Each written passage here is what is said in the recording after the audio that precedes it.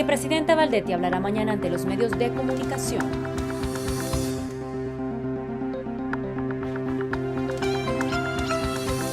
Interpol podría intervenir ante los prófugos de la justicia vinculados a organizaciones de la SAT. Familiares de desaparecidos realizan una especial marcha en las calles capitalinas.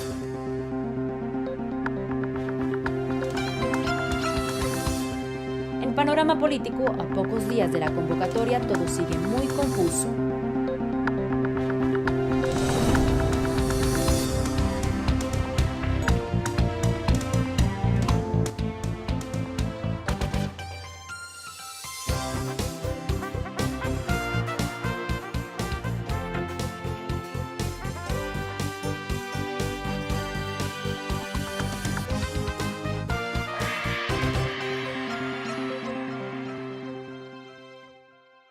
Buenas noches, les saluda Melanie González y este es el noticiero Guatevisión de hoy sábado 18 de abril del 2015. Comenzamos. El tema de la semana sigue siendo las capturas en la SAT y para hoy se esperaba el retorno de Corea de la vicepresidenta Roxana Valdetti, quien al parecer hablará mañana a la prensa.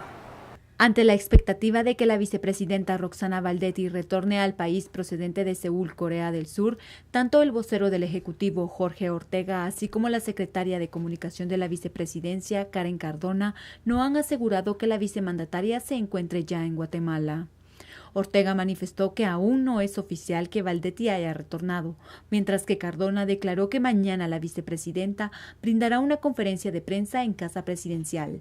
Sin embargo, aún no se ha confirmado la hora. La expectativa ante el retorno de Roxana Valdetti recae principalmente ante el hecho de que se haya dictado orden de captura para su secretario privado, Juan Carlos Monzón Rojas, a quien la CICIG y el Ministerio Público sindican de pertenecer a la estructura denominada La Línea y que cometía defraudaciones aduaneras en conjunto con la SAT. Por una Guatemala en paz, Silvia María Corzo. Luis Mendizábal, dueño de la boutique Emilio, señalado en las investigaciones de la CICIG y el Ministerio Público, sigue en paradero desconocido. Su negocio funcionaba como centro de operaciones del grupo delictivo en la defraudación aduanera. Esta fotografía incrimina a Mendizábal en el local ubicado en la 13 calle 3-13 de la zona 10. El 27 de noviembre del 2014 fue captado junto a Javier Ortiz, alias el Teniente Jerez, quien formaba parte de la mafia aduanera. Ayer, en un allanamiento realizado en este local, se incautó parte de los 5 millones de quetzales decomisados en 5 inmuebles. Las investigaciones señalan la boutique como el lugar donde se realizaban transacciones millonarias de la red de defraudación aduanera en la que operaba el jefe de la Superintendencia de Administraciones Tributarias, SAT, y el secretario privado de Roxana Valdetti, Juan Carlos Monzón Rojas. En este inmueble, los miembros de la estructura denominada La Línea se reunían periódicamente con el fin de repartirse las ganancias. Ayer el local permaneció cerrado y hoy está abierto como si nada hubiera pasado. Uno de los empleados que evitó dar declaraciones ignora el paradero de Luis Mendizábal. Por una Guatemala en paz, Diego Silva y Juan Carlos Pérez. El presidente Pérez Molina visitó Baja Verapaz para inaugurar los trabajos de construcción de un hospital en Rabinal y un polideportivo en Santa Cruz El Chol, en donde se refirió a la llegada de la vicepresidenta Roxana Valdetti y la salida de Alejandro Sinibaldi del Partido Patriota.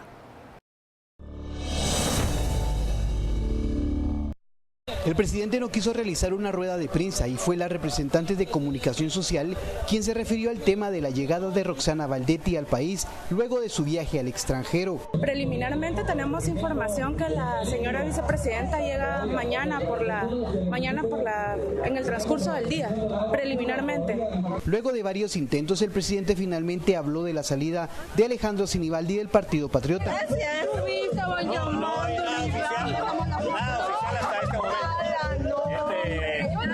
Yo espero platicar con él hoy o mañana, pero estuvimos platicando esta semana, ya platicamos miércoles, jueves, ayer no tuve tiempo por otras actividades, pero quedamos que platicamos hoy o mañana. En su momento se va a dar a conocer, pero oficialmente no hay nada todavía. Un diputado pidió oraciones para el presidente por los problemas que afronta e indicó que no saben nada de la salida de Sinibaldi del partido oficial. Y que también en sus oraciones tenga presente a nuestro presidente y a nuestras autoridades, nuestros alcaldes, porque lo necesitamos. No estoy enterado todavía, creo que la otra semana se va a tener información. Servirle a don Julio. La otra semana, no sé, no estoy enterado todavía de nada. El mandatario llegó para inaugurar los trabajos de construcción de un hospital en Rabinal a un costo de 110 millones de quetzales. Por una Guatemala en paz, en Baja Verapaz, para Noticiero Guatevisión, Carlos Gravi. Estos últimos días han estado con mucho movimiento en la parte política, algo que vamos a ver en Panorama Político.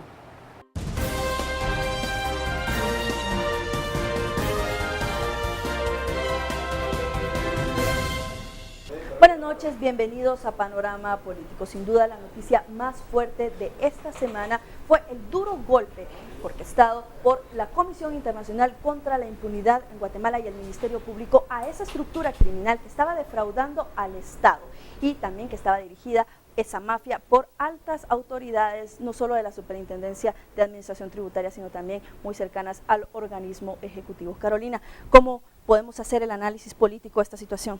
Así, de hecho, algunos analistas políticos han catalogado como un tiro de gracia contra el partido oficial, pero también contra el gobierno central. Vemos a un presidente, al presidente Otto Pérez golpeado y contra la pared. Veremos qué va a pasar, si va a apoyar a su segunda en mando, la vicepresidenta Roxana Valdetti, por la vinculación que tiene Juan Carlos Monzón, que según CICIG lideraba esta estructura con la vicepresidenta. Veremos si apoyará a el presidente, a la vicepresidenta, y también si el presidente resistirá esto hasta el último momento como un militar antes de que se hunda el barco. Además, no solamente es Roxana Valdetti la que tiene vínculos cercanos con estas personas capturadas esta semana, también lo es el presidente Otto Pérez Molina, quien salía un día antes de la captura a la par del actual superintendente, bueno, el ex superintendente. Lo que te puede describir eso es que probablemente el presidente no sabía nada de la investigación, que eso ya es un mérito para CICIG y para los investigadores que llevaron este caso. Lo que sí creo, a ver, el barco para el presidente no es que se vaya a hundir, digamos en materia política creo que ya está hundido. La credibilidad tributaria, rescatarla va a ser una cosa muy complicada y además es algo que ya se venía hablando. Muchos habían señalado durante mucho tiempo que no cuadraban las cifras entre el comercio general del país y lo que estaba ingresando vía las aduanas. Así que ahí hay un montón de contradicciones y mucha información que ya había pasado debajo de ese puente. Al final, las repercusiones políticas creo que van a ser lo más curioso. En cualquier otra parte del mundo, la sola vinculación del secretario privado de la vicepresidenta haría que la funcionaria se retire por lo menos. El mismo oficialismo lo pidió en el gobierno de Álvaro Colón, ¿verdad? Con las camisas blancas, no sé si ustedes se recuerdan. Sí, en donde el mismo presidente actual y la vicepresidenta pidieron que se retirara o se separara del cargo al expresidente Álvaro Colón. Pues claro, de todas maneras vemos a personas muy claves dentro de esta investigación de la CICIG. Todavía no se ha sabido qué va a pasar con la intendente de aduanas, que en este sentido ella manejaba directamente todo este tema y es donde cae la red de corrupción, y también vemos que el secretario privado de Valdetti formaba parte importante de esta comisión contra el contrabando que se fusionaba con el sector privado. Dulce, lo que tú dices me llama mucho la atención en dos cosas. El primero, que ya lo platicamos ayer con otras personas, esta estructura no funcionaba sola, o sea, es importante mencionar que la cantidad de plata que se estaba recibiendo de sobornos no se guarda debajo del colchón. Tienen que haber más estructuras que estén participando. ¿Dónde está la IBE? ¿Dónde está la Superintendencia de Bancos?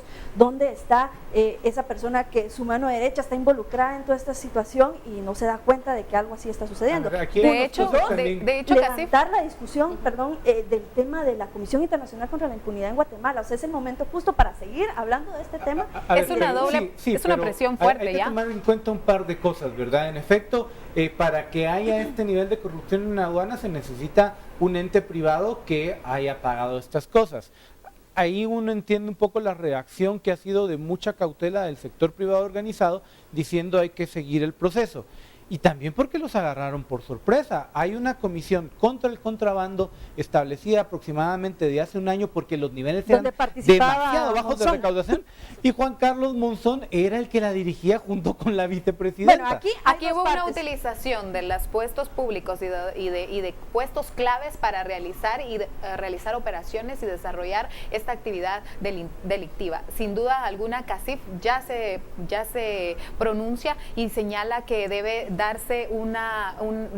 correrse estas investigaciones y llegar hasta tanto actores intelectuales como materiales, y aquí también llegar a los corruptores como a los corruptibles. Ahora, y aquí también miramos la respuesta de la pregunta que se hacían las autoridades de por qué no se llegaba a la meta de recaudación. Tenemos ahorita una brecha fiscal de 175 millones y no es por malos guatemaltecos que no pagaban sus impuestos, es también por esta evasión fiscal, la corrupción y el contrabando que pasa también por las aduanas, y que ahora vemos personas involucradas. Sí, es por malos guatemaltecos que no pagan sus impuestos también. Pero culpar a todos los guatemaltecos cuando realmente son más funcionarios públicos. Lo que sí causa frustración, es ver la escasez en los hospitales, los problemas de financiamiento en el sector de educación, ver estos casos tan llamativos como el del señor que llevó en una carreta a su esposa y se murió por las muy malas condiciones, porque no hay recursos, y resulta que los recursos se estaban yendo para manos privadas, ¿verdad? Y además,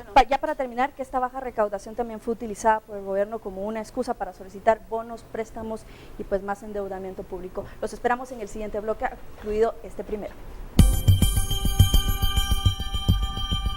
Los ciudadanos guatemaltecos eligen en cada elección general a presidente y vicepresidente.